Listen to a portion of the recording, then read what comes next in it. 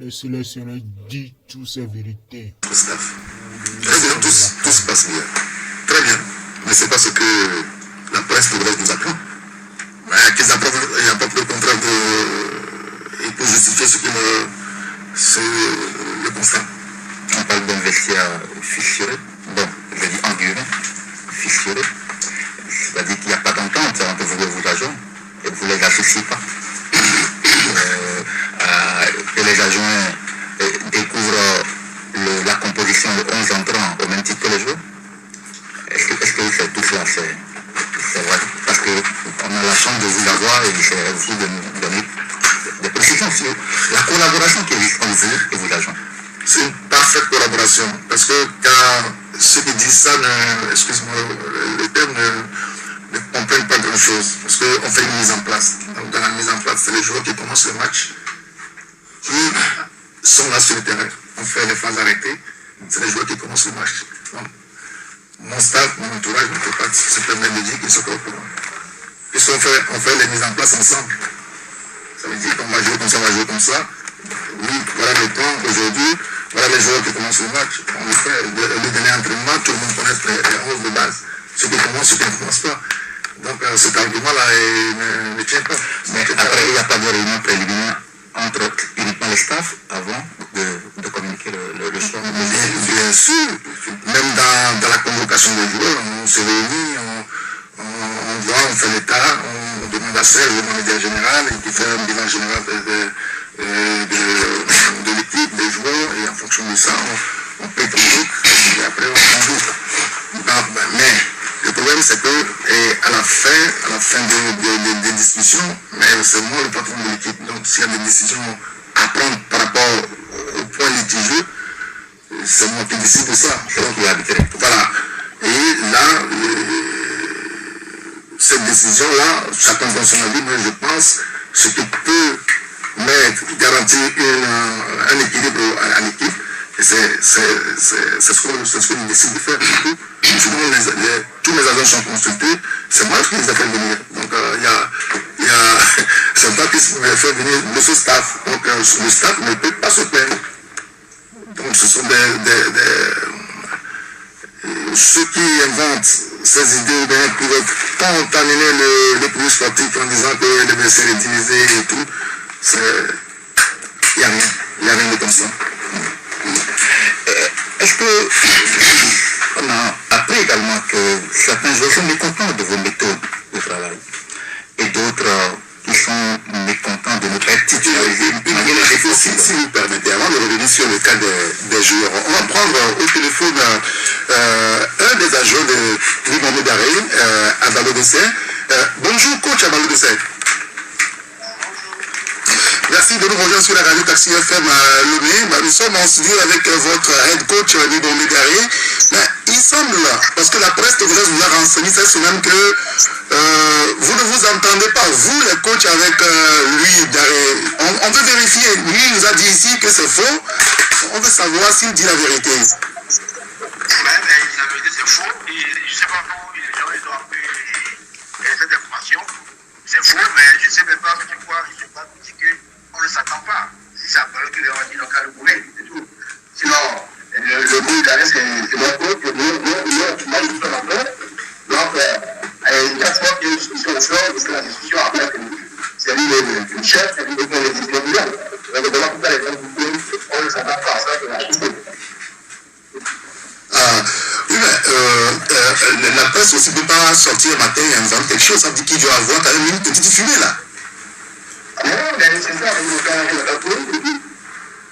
C'est ça, il faut la politique. Moi, si tu vois ça comme ça, je ne sais pas pourquoi il faut la politique. Et donc, il ne va pas qu'on dise les trucs qui sont et la politique, c'est comme ça, c'est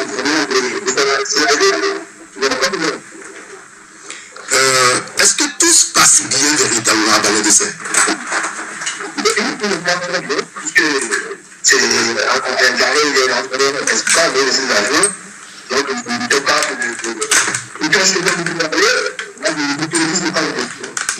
et au niveau des joueurs, la relation entre vous, le staff technique et les joueurs, comment ça se passe?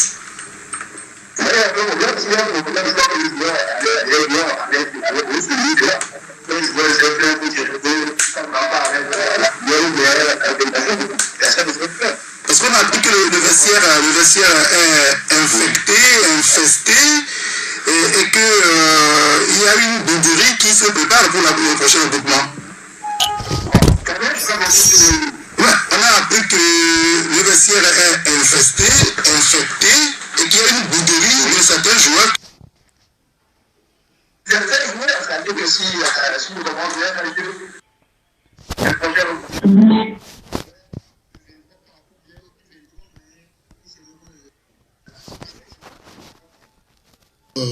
Oui, c'est ce que la presse a dit cette semaine. Mais la presse, il faut que je la presse. Il y a eu des informations. Parce que c'est ça. Il y a eu des informations. Et c'est les joueurs qui ont tiré de la et vous avez commencé à regarder directement ces joueurs pour en parler. Et nous, on a vraiment oublié. Lorsque nous avons problème, ils sont libres de venir en parler avec les agents et après, on va avec les choses qu'on commence à appuyer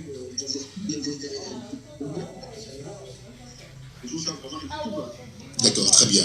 Écoutez, merci beaucoup, coach Abaldessé, pour votre disponibilité. Nous, on est en train de chercher la vérité. On va essayer de joindre un ou deux joueurs tout à l'heure.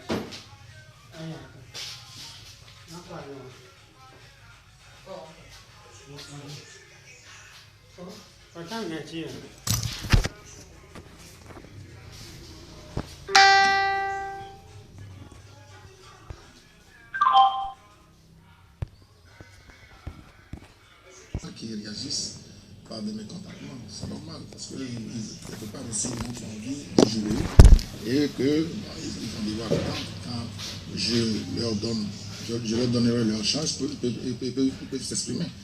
Quand vous voyez l'entrée en jeu de Sadi Fofana ici, c'est un garçon studieux qui travaille bien l'entraînement, mais il y a beaucoup de joueurs à son poste, donc il ne continue pas à travailler. S'il y a l'opportunité de jouer, comme je l'ai laissé jouer, j'ai donné l'opportunité de jouer les 10 dernières minutes, et il a bien fait.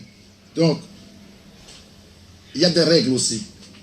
Okay? Chaque nouveau entraîneur qui arrive dans un club, il se fixe des règles, il y a les objectifs, mais il y a aussi des règles. Mais à ces règles-là, c'est pour la bonne conduite.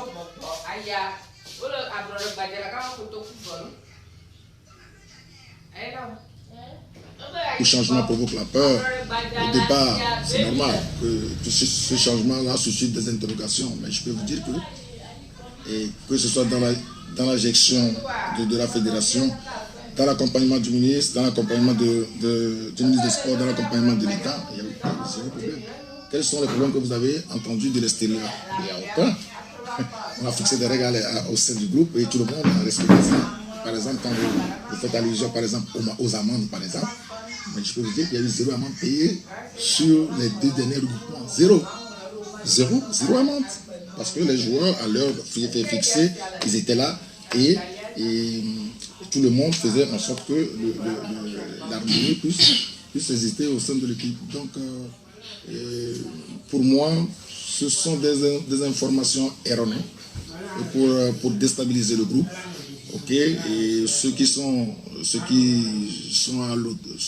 les auteurs de ces propos-là, je leur dis simplement qu'on n'a pas besoin de ça aujourd'hui.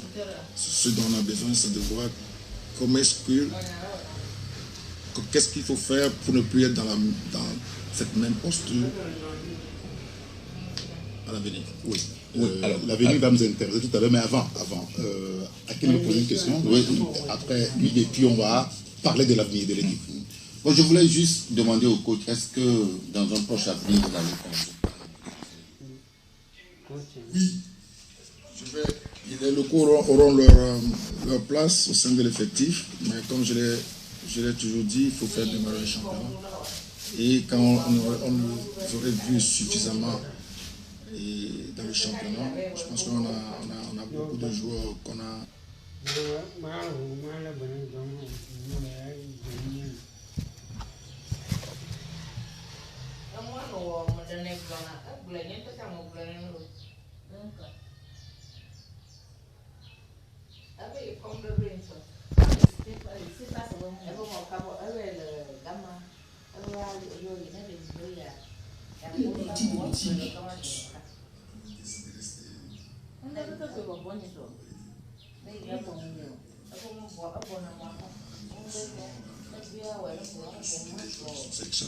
Ou des joueurs qui sont susceptibles d'être sélectionnés en équipe nationale. Est-ce qu'il y a eu une réunion entre le coach d'arrêt et les entraîneurs de première, deuxième division avant le début du championnat pour pouvoir essayer de discuter un peu avec eux par rapport à la venue en sélection des locaux? Mais pourquoi pas? Mais je pense que c'est plus à la direction technique de nous convier à une pareille réunion. Et moi, je reste disponible en fonction des besoins des entraîneurs et éducateurs sur le plan national. Parce que si on y met un programme en place, moi, je vais adhérer. Et ce ne serait que bénéfique pour notre football et pour le public sportif et pour le club togolais. Oui, bon, je voulais que qu'on puisse, que Daré puisse dissiper les informations qu'on a reçues, parce qu'il y a eu 2 joueurs qui n'étaient pas là lors du dernier regroupement, Khaled Naré et Ouro Tagba Mansour. On a parlé de Boudori, Khaled Naré qui aurait refusé de venir parce que lors du précédent match, il était sous le banc. Mansour, lui, on ne connaît pas véritablement son problème. Alors, qu'est-ce qui se passe avec Naré? Est-ce qu'il a signifié pourquoi il n'a pas répondu à la convocation? Et qu'en est-il de Ouro Tagba Mansour? Est-ce qu'il sera là? Serge et moi, merci Serge et moi, on a fait des pieds et des mains pour joindre le joueur quand il a décliné, quand la nouvelle nous est parvenue. Mais on n'a pas su le contacter. Même jusqu'à hier soir, on avait toujours cherché à voir à quel moment il serait disponible pour parler avec lui.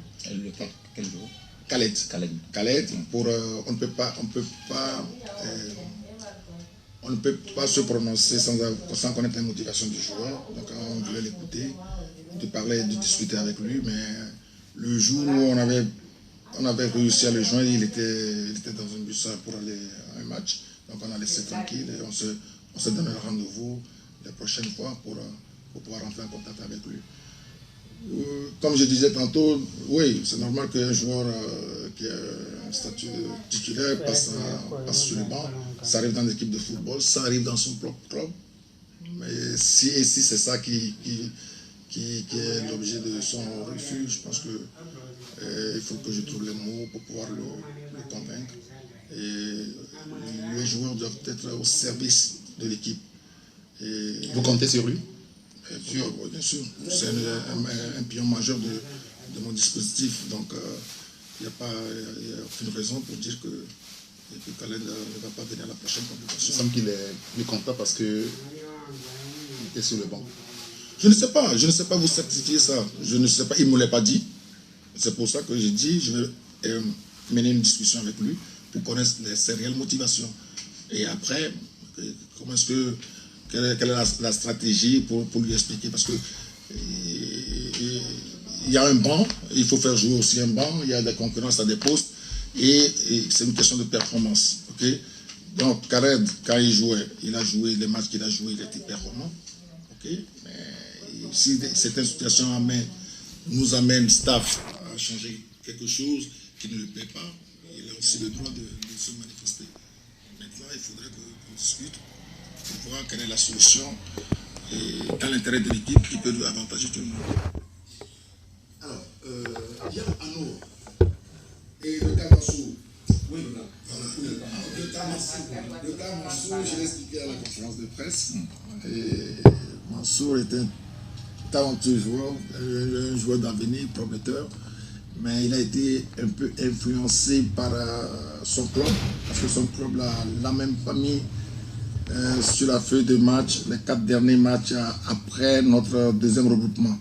Donc, quand la convocation est arrivée, certes, j'ai eu beaucoup de discussions avec son club concernant cet aspect-là. En fait, il a été influencé par son club et normalement, le club n'avait pas le droit de faire ça. Donc, il a cédé un peu à la pression. Mais je pense que, comme Khaled, on doit aller le voir, on doit aller parler avec lui, on doit le rassurer. On doit le rassurer qu'on a besoin d'eux pour le bien-être de l'équipe et pour l'avancement des éperviers. Daré, je voulais qu'on place un mot sur l'avenir. Votre avenir à la tête des éperviers. Comment est-ce que vous le voyez? Ce n'est pas une question à répondre ici, Eric. On vient de finir un tournoi et je pense qu'il y a un bilan qui va être fait, il y a des discussions qui vont être menées, mais moi je reste serein, je sais que je peux encore continuer à travailler dans la sérénité et avec un avenir beaucoup plus radieux. Maintenant, vous connaissez votre équipe, le groupe. Le prochain regroupement, c'est en mars pour les éliminatoires de la suite, pour la Coupe du Monde 2026. On a un temps que jusqu'au mois de mars, mais qu'on ne va pas profiter. Comment ça? Parce que quand on va se retrouver pour une compétition. Il n'y a pas de journée FIFA. Non. Dans les compétitions. Donc on va retomber dans les mêmes problèmes. Alors, on sait qu'avant, sous les Claude Roy, lorsqu'il n'y a pas de compétition, Claude Roy va en Europe, il fait le tour d'Europe, il va dans les clubs de ses joueurs, il discute avec les entraîneurs par rapport à leur positionnement en club, il discute avec les coachs, tout cela.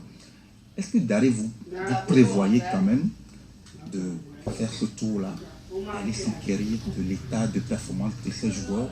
Parce que c'est important, vous n'avez pas eu ce temps avant qu'on a démarré les éliminatoires.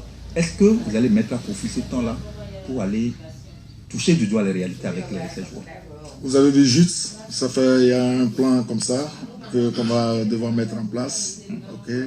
On a des joueurs ciblés qu'il faut aller voir absolument et en club, et ça fait partie de notre job. Donc ces joueurs-là, il faudrait il faut leur donner l'impression que non seulement ce sont nos joueurs en sélection, mais ce que vous faites en club, on vous suit. On vous suit via les médias, mais on vient vous regarder jouer pour pouvoir échanger avec ces joueurs-là, leur environnement, la famille et autres. C'est très important. Donc c'est ça, ce délai dont on dispose va nous permettre aussi sur le plan national, de suivre les joueurs susceptibles d'intégrer la sélection sur une longue période. C'est pour ça que je disais que le démarrage du championnat va nous faire un grand bien. Très bien. Merci beaucoup, Dumaru Daré. Mais vous restez encore avec nous parce qu'on va marquer une courte pause. Et mes confrères ont quand même des commentaires à faire sur tout ce qu'on vient d'entendre ici et tout ce qu'on a entendu toute la semaine.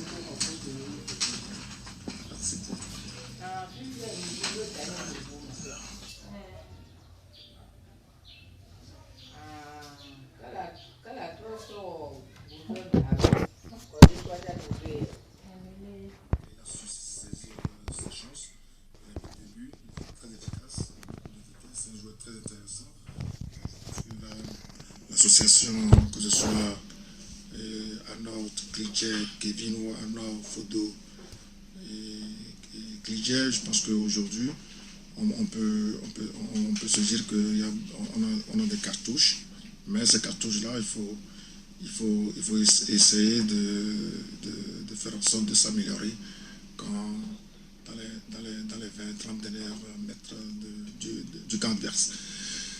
C'était efficace et je suis content pour lui et pour le garçon. Ça a mis tout le monde en confiance. Ça nous a permis aussi de gagner notre premier match. Oui. Et on en avait besoin. C'est une autre satisfaction. Oui.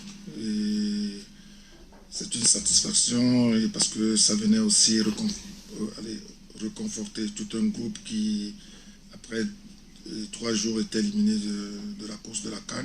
Il fallait trouver les mots pour encourager, pour remobiliser la troupe. Et je pense que l'ensemble du staff a fait un travail énorme pour garder, pour amener les joueurs à avoir l'état d'esprit qu'il fallait avant le début du match contre la Guinée équatoriale ici. Quel est l'état de santé aujourd'hui d'Agbolo Sou? Agbolo Sou suit sa rééducation, elle est en France, et je pense que tout évolue bien. Okay. Il va bientôt retrouver le terrain, et c'est tout ce qu'on peut lui souhaiter avant mars. Merci beaucoup, Limbo Bidare. Vous restez toujours avec nous. Akilu Junior, par rapport à tout ce que vous avez écouté, entendu, quel commentaire vous faites déjà? Bon, mais déjà, Daré nous a honorés pour être en studio, pour expliquer son cas par rapport aux médias togolais, par rapport au public sportif togolais. C'est vrai que nous sommes tous déçus. Lui-même, il est déçu parce qu'il n'est pas venu pour cette cause-là. Mais dans ses explications, on a senti les manquements, tout ce qui ont concouru à l'échec des éperviers du Togo. Vous savez que même tout ce que les gens disent après le départ de Paulo Duarte, même sachant pertinemment que même s'il restait, il n'allait pas faire le résultat. Raison pour laquelle Duarte a quitté. C'est lui qui vous a dit ça? Oui, mais Duarte était venu en studio ici. Oui, c'est bien sûr. Oui, moi j'ai discuté. Il était à la place de Hugues Vignon, je me rappelle. Oui, Duarte m'a dit qu'arrivé à un moment, il ne comprenait plus rien. Et il est allé même jusque sur le spirituel. Il a dit, mais ce Togo-là, il n'arrive pas à comprendre. Je crois, même la défaite en RDC où oui.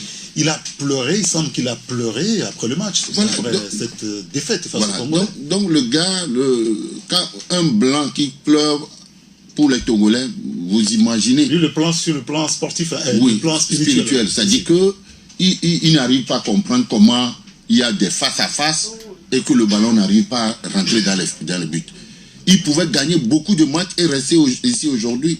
Mais malheureusement, ce qui a chassé Paulo Duarte est en train de prendre d'arrêt. Parce que quand vous voyez le match Togo-Libéria, où en l'espace de 15, 16, 17 minutes, on a eu 4 nettes occasions de but et les attaquants ont vandalisé ces occasions-là. Et à la fin, une situation de fait, un penalty contre nous.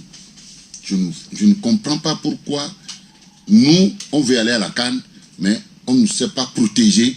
On n'a pas tout fait pour qu'à la maison, qu'on puisse gagner nos matchs. Si je reviens encore une fois sur le match Togo-Algérie où on a laissé les Algériens venir sur le plan spirituel, arroser nos terrains, on a crié, nous les journalistes, Jérôme Sossou et moi, quand je parle des choses, je donne le nom des gens. Jérôme Sossou et moi, on a commencé par crier sur le terrain. Comment se fait que le match est à 16h et les Algériens sont arrivés sur notre pelouse à 14h30 et ont fait le tour du terrain. Ils ont arrosé les 2 poteaux et continué par marcher sur le terrain. Et nous, les Togolais même, qui voulons se qualifier, on a laissé faire. Est-ce que les Togolais peuvent aller en Algérie et se comporter comme ça? Donc ça veut dire que on fait semblant de s'aimer, mais nous sommes les démons contre nous-mêmes. On ne peut pas laisser les étrangers venir. La fois dernière également. Oui, je vais poser une question simple pour aller vite, puisqu'on n'a que 10 minutes maintenant. Oui. Est-ce que le Togo n'est pas à sa place aujourd'hui? Bien sûr. C'est vrai, quoi qu'on dise, ça fait 3 CAN déjà de rater, le 4e vient. Qu'est-ce qu'on a fait? Au risque de me répéter, comme je l'ai dit avant, depuis 2006, c'est la guerre. Depuis 2013, on n'a rien fait. Et oubliez que aujourd'hui, là, les talents que nous avons vus sur le plan local, dans le temps où le championnat était bien organisé, là, on ne pourra plus avoir ces talents-là encore. Parce que on ne peut pas rester à la maison pendant 6 mois sans jouer et prétendre être en équipe nationale et gagner. Si on n'avait pas eu ACK et ASCO pour donner la chance à Kader de gagner son premier match, vous allez crier aussi sur Kader que Kader ne connaît pas, Kader ne fait pas ceci. Parce qu'on n'a pas de championnat. Il faut commencer par travailler. Et travailler à la base à partir des U17, U20, U23. Et d'ici 3 ans, 4 ans, même il y a certains présidents de clubs qui m'ont appelé en e-box pour me dire que arrêtez de jouer le championnat, arrêtez de compétir sur le plan international, repensons la plaie que nous avons et reculer pour mieux sauter. Malheureusement, on n'est pas dans l'optique là, on ne peut pas arrêter le championnat, on ne peut pas arrêter la sélection de jouer. Et on y va comme ça, si le résultat vient, on applaudit, si c'est contre nous, mais on regrette. Hugues Vignon-Atipo. Alors, moi, aujourd'hui, j'ai voulu un peu avoir quelques explications au niveau d'Arrêt par rapport donc à cette campagne de la CAN, la non-qualification du Togo. Je crois que je l'ai eu, comment il a mené cette campagne, les difficultés qu'il a pu rencontrer, surtout le système tactique, le positionnement des joueurs. C'est vrai que nous, en dehors, il y a des informations que nous n'avons pas en temps réel, mais que le staff a. Et ils sont obligés de composer l'équipe en fonction, parce qu'il a même dit qu'ils font même des négociations même avec les clubs des joueurs. Nous, on n'a pas ces informations. Donc, je pense que cette campagne a été menée avec, on va dire, aussi des difficultés au niveau du staff technique. Daré étant venu, n'a jamais joué un match FIFA, un match amical. Il a découvert certains joueurs. On était au plus pressé. On jouait pratiquement chaque 2 semaines ou 3 semaines. 3 semaines. Et il est obligé de faire avec. Et par rapport aussi à son staff, il a donné des précisions. Il dit qu'il n'y a pas de problème. Tout ça. Je pense que c'est des informations utiles qu'on a eues. Aujourd'hui, moi je pense qu'on doit tirer les enseignements de cette campagne, voir ce qui a été bien, corriger ce qui n'a pas été, et surtout, comme je l'ai dit, il faudra que Daré prenne son bâton de pèlerin et puis va en Europe, va rencontrer les joueurs, discuter avec les entraîneurs. Peut-être qu'il y a un joueur qui a un poste préférentiel dans son club, mais Daré peut aussi, par rapport aux joueurs qu'il a, parce qu'un match, c'est aussi des complémentarités. Ahaoulou qui joue au milieu de terrain, il joue avec Karim Derman, et ils se comprennent bien dans l'association. Le joueur qui joue en Europe, qui joue avec un autre joueur, dans une autre disposition tactique, il a besoin quand même de comprendre, voir dans quelle disposition ce joueur peut exceller. Et je pense qu'en le faisant pour la campagne qui va arriver, je pense qu'on pourra véritablement tirer de bons enseignements. Mais je pense que en dernier ressort, la Fédération togolaise de football qui a, dans la semaine, sorti un communiqué pour un peu, moi je pense, moi c'est ma lecture, qui a un peu conforté le staff technique, doit toujours continuer par soutenir le staff et ce staff technique des éperviers, et que en amont le staff technique des éperviers aussi doivent se réunir, tirer le bilan, faire le bilan ensemble de la campagne et voir où est-ce qu'on peut améliorer, ou bien peut-être cibler d'autres joueurs également qui peuvent venir un peu aussi compenser ou s'incruster dans le système tactique, parce que chaque sélectionneur a une vision de où il veut aller, les secteurs qui ne sont pas défaillants, parce que moi, toujours me dis qu'en équipe nationale, on a toujours un péché au niveau du latéral gauche. On n'a jamais trouvé ce poste-là. J'ai l'impression que c'est un vrai latéral gauche. On n'en a pas. On n'en a pas. Et comme le championnat va débuter, Daré qui sera là, qui va sillonner les terrains, je pense que ça pourra être aussi l'un de ces chantiers-là.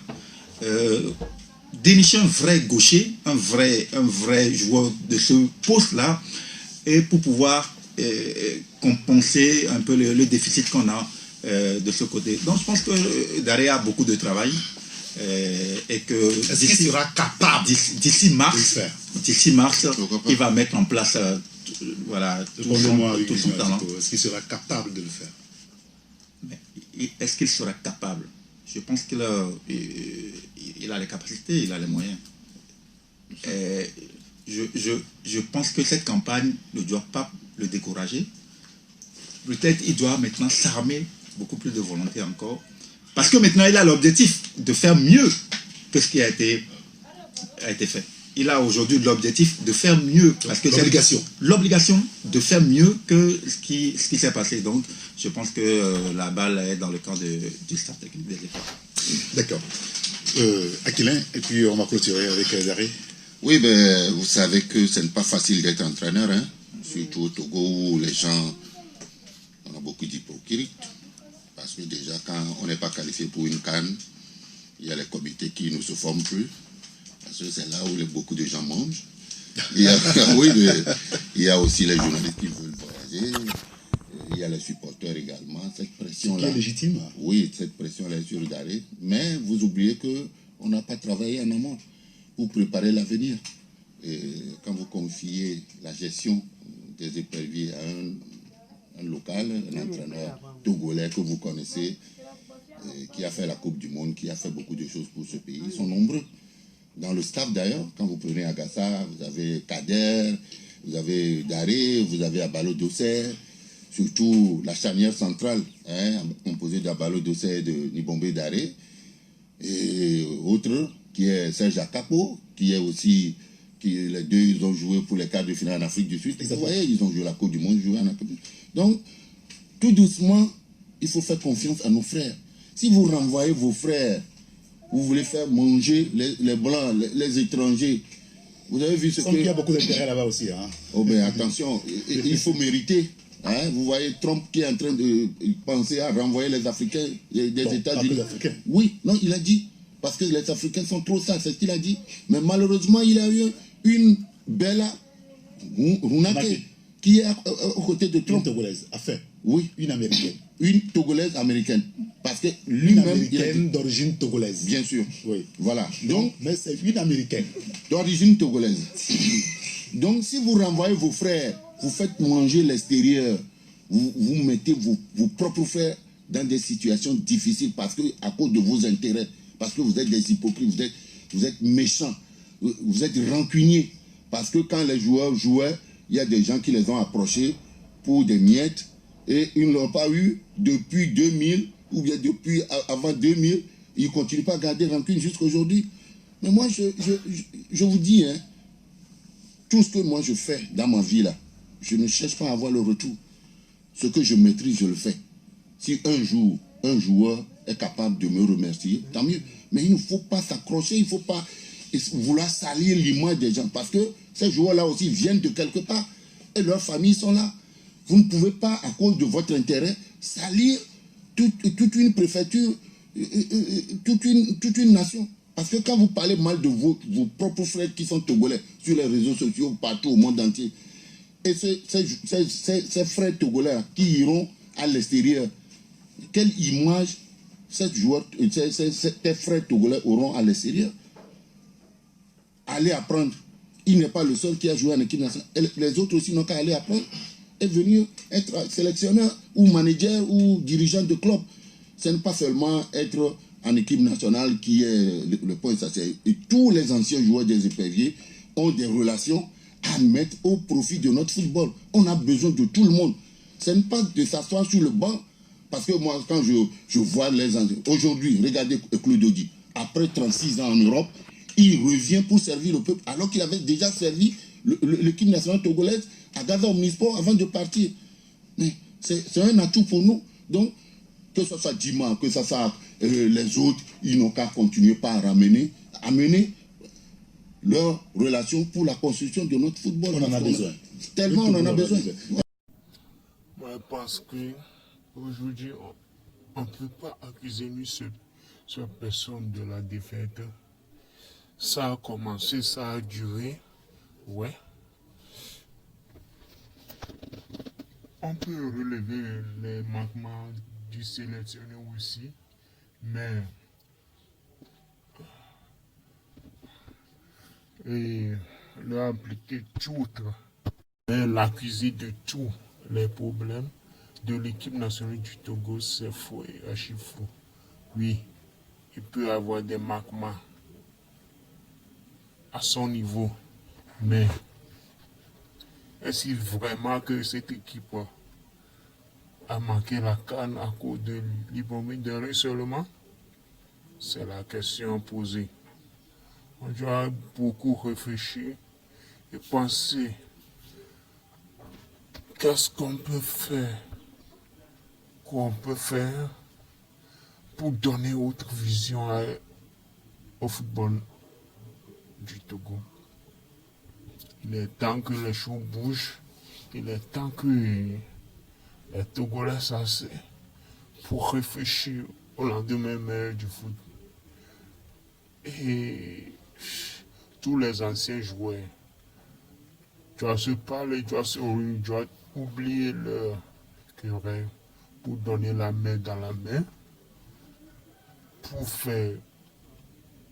pour réagir de bons jours pour le pays. Il est temps que les égos de personnes se disent que les égos de personnes se cessent, que ça cesse pour un lendemain meilleur pour notre pays.